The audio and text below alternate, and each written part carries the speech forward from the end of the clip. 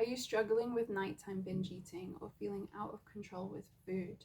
Do you wish that you could stop putting food in your mouth, but every single night, time after time, it just keeps happening?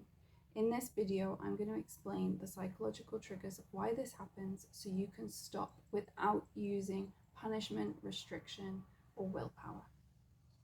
So in this video, you'll learn what truly causes binge eating, how stress and restriction help create binge eating, why professional high achievers are often binge eaters, how to reconnect with your body so that it stops happening, and simple mindset shifts that you can apply today to stop this happening. As someone who struggled with binge eating for almost 2 decades, I understand how you can also stop. I've now been binge free for 8 years, and you can too. If you would like one-to-one personalized support, you can book a free discovery call with me to just see where you're at and how to get you to be binge free as well. I can remember how it is that you are doing so well through the day that you can stick to the plan, stick to the healthy food, and then it gets to the evening and it's all gone. It's like morning, body is my temple. By the evening, the temple is closed. And you need to know why this happens in order to stop it. I can remember eating in secret, being so ashamed of my eating behaviors. People closest to me didn't even know that I had a binge eating issue. They didn't know because I kept it secret. So I really can understand where you're at. I can understand that maybe the shame and how fed up you must be to still be stuck in this cycle, and let's get you out of it. So let's talk about the real causes of binge eating. The first is this binge restrict cycle. So if we have ever restricted food, been on a diet, and not given our body enough nourishment, then we are likely to binge. There have been numerous studies that say that dieting is more likely to cause binge eating than sustainable weight loss. Just think about that. How dieting, the reason we diet is to get sustainable weight loss, and we're more likely to end up binge eating than achieving sustainable weight loss. If you're in this position, please know that so are so many other people. I used to be, I no longer binge eat, and you can get that too. So restriction creates biological and psychological rebound eating. We're rebelling against ourselves. Our body biologically needs more food than we're giving it, and psychologically we want to be able to eat more, and the restriction is causing deprivation, and the deprivation creates desire, and that desire creates a binge. So if we want to stop binge eating, we also have to stop dieting. We have to stop restricting. We have to start giving ourselves enough food. And the mindset shift here is that all food is available to me. If you start believing that all food is available to you, you're going to notice your desire for the foods that you don't want to eat will decrease. You have to stop restricting and depriving yourself. You have to allow your body to have enough food every day. So by the time you get to the end of the day, you're not biologically craving more food. There's not real hunger.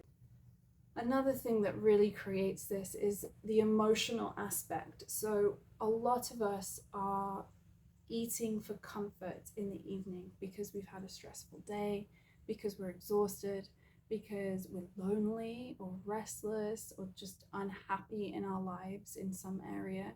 And so food becomes a treat, it becomes a source of comfort. And in order to stop this from happening, we have to look at every area of our life and try and create more balance, more joy, more peace in our life. And that's why I love working with people on a one-to-one basis, because it's not necessarily as simple as just changing one thing. Maybe we have to tweak a few things. So take a look at that right now. What emotional need are you trying to fill by eating in the evening? And once you establish that, you can start to think how you can create more of the opposite emotion in your life. So if you're lonely, how can you create more connection? If you're stressed, how can you create more calm? So food doesn't become the coping mechanism. Another reason that binging happens is we're just caught in the habit loop. It's just a habit that's become habitual and conditioned in your mind. There's a strong neural pathway there that knows that when you sit down to watch TV or you're scrolling through your phone or whatever you do to just pass the time and decompress in the evening, it's time to eat. Something tells you it's time to eat. It's a trigger. And so we need to put a little bit of a pause and first off, recognize what's the thing that happens before you binge eat. Is it sitting on the sofa? Is it you've got home from work and you've put your bag down? Whatever it might be, think about that one thing and let's shift that behavior first. So let's change the compound behavior that happens before the binge behavior, because then you might notice that the trigger to binge is not as strong. Obviously, I do a lot more in-depth work with this with my clients on changing habits and compounding habits. They actually create more balance in our life and make us feel better, stronger, fitter, healthier. Now, the reason binge eating is so common, especially for women, is because we've been brought up in this diet culture. We also have these hormonal changes that do create sugar imbalances in our body, and we are more likely to crave sugar sometimes. So also thinking about how we can balance our blood sugar. So if you're going to eat something sweet, the best time to eat it is after your meal, and that your meal has included fiber and protein and some complex carbohydrate. If you're cutting out carbohydrates entirely, you might notice that you're going to crave sugar more because carbohydrates are our main body source of energy. And in the complex form of grains, potatoes, rice, they do really well for our body in good, adequate portions.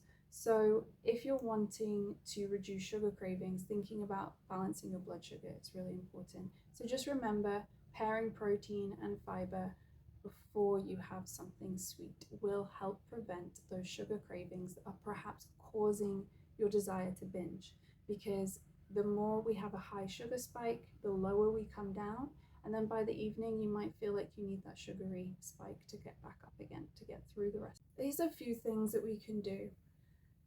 We can practice mindful eating. This just means eating being the most prominent thing that you're doing in that moment. So only eating, thinking about what you're eating, placing your hand on your tummy, checking in with yourself. How full do I feel? Is it time to stop? Have I been satisfied with this meal? So asking yourself those questions. What some of my clients find very useful is to do a little grounding practice before they eat their dinner. So if they do this grounding practice, they're connecting with themselves, and they've noticed that this allows them to not only stop binge eating after dinner, but actually stop overeating in their portion size as well. So a grounding practice can just look something like this. Oh, excuse my dog a second. And if ironic, where I start to do a grounding practice, my dog starts barking, but here we go. So placing 2 feet firmly on the floor, feeling the pressure from all 5 toes and your heels pressing equally on the ground. You can close your eyes like I am. And just focus on your breath, on the inhale breath going through your nose and exhaling through your mouth. Inhaling through your nose, exhaling through your mouth. Bringing your hands to your tummy. And on your inhale breath, feel your tummy expand with air as you inhale. And exhale, feel your tummy decompress as the air comes out. And if you do this before you start eating your meals, you will notice the connection to yourself. You'll notice that you'll be less likely to want to overeat and binge. So that's a simple grounding practice you can do. The other thing you can do is mindful eating, like I said, where you don't have any distractions, you're just focused on the food. And then, as I said, focusing on interrupting the habit. So if you notice that there's a very key behavior that happens right before you start binge eating, let's work on that one first. Let's try and shift that one and do something else. There's a pattern interrupt there. So if it's turning on the TV, what's something you can do before? Showering, going to brush your teeth, going for a walk after dinner. There's lots of things you could do. You can find what works for you. Maybe talking to a friend instead if you want to create more connection, if you're feeling lonely, which so many of us are in this modern day. So really thinking about that thing that happens before you binge can help you interrupt that pattern and stop the binge from happening. Now, in the beginning, don't expect perfection. Don't expect this to change entirely. I was binge eating for 17 years. It was a process to stop. I can help you with that process. I know the steps to take. I've shared some of them today. But when we get to work together, we get to go really in depth into the reasons why you've been binge eating, why it keeps happening, and we can create real lasting change week on week so that you no longer binge eat. Can you imagine that freedom, that you're no longer binge eating anymore? Imagine what that would give you in your life. So if you feel like now is the time, you're ready to make those changes, please book a call with me. You have nothing to lose. It's free. It's 20 minutes. And we can see if we're a good fit to work together and get you to being binge free as well. Thanks for watching. Subscribe for more tips on having a healthy relationship with food, nutrition, and Pilates videos. Talk to you soon.